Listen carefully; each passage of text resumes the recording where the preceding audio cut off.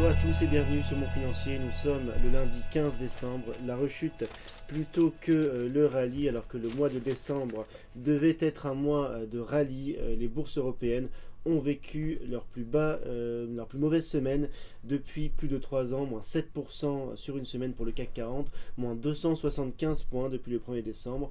En quelques jours, les marchés ont sombré dans la dépression, minés par de mauvaises nouvelles sur la croissance européenne et par la chute du pétrole qui pourrait faire tomber la zone euro en déflation et neutraliser l'impact de l'affaiblissement de l'euro.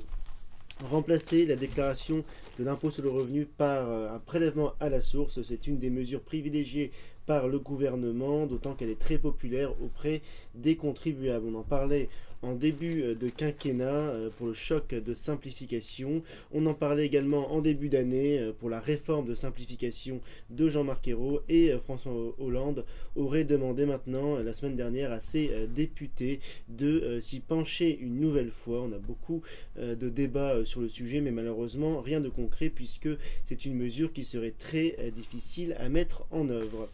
Au Japon, Shinzo Abe, le Premier ministre japonais, a remporté une très large victoire électorale et même réussi, malgré 2 années passées au pouvoir et des résultats économiques décevants, à accroître sa majorité à la chambre basse du Parlement, mais le taux d'abstention à près de 48% est le plus haut niveau atteint depuis la fin de la Seconde Guerre mondiale.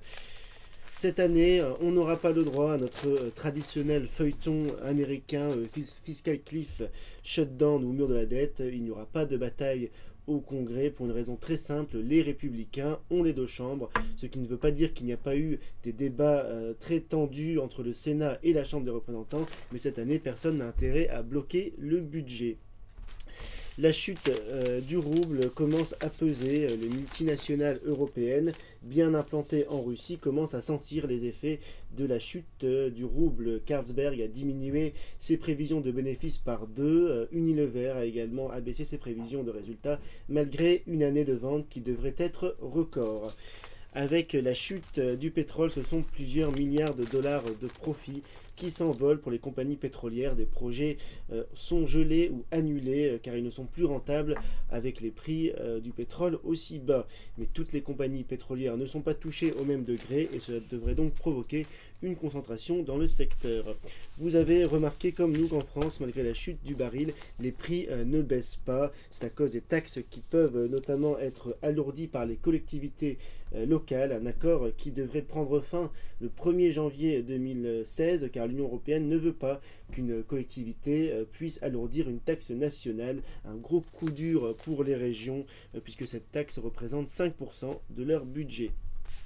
Peugeot étudie la compétitivité hors de France. La marque au Lyon a mis en concurrence 4 de ses usines pour la production d'un nouveau moteur. La Moselle, le Nord, mais aussi l'Espagne et la Slovaquie. Si l'un des sites étrangers est retenu, ce serait la première fois que PSA produirait ses moteurs hors de France.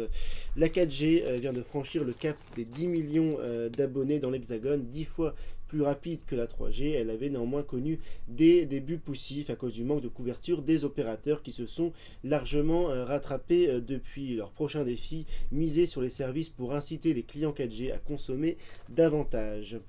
Enfin, les taxis parisiens appellent à une nouvelle journée de blocage suite à la décision du tribunal de commerce de ne pas interdire la dernière invention d'Uber, Uberpop, qui est un service qui met en relation des passagers et des automobilistes qui veulent arrondir leur fin de mois. Tant pis, si vous voulez faire vos courses de Noël, allez sur Amazon. Les grands magasins ne peuvent pas bloquer la rue. Voilà, restez avec nous sur Mon Financier.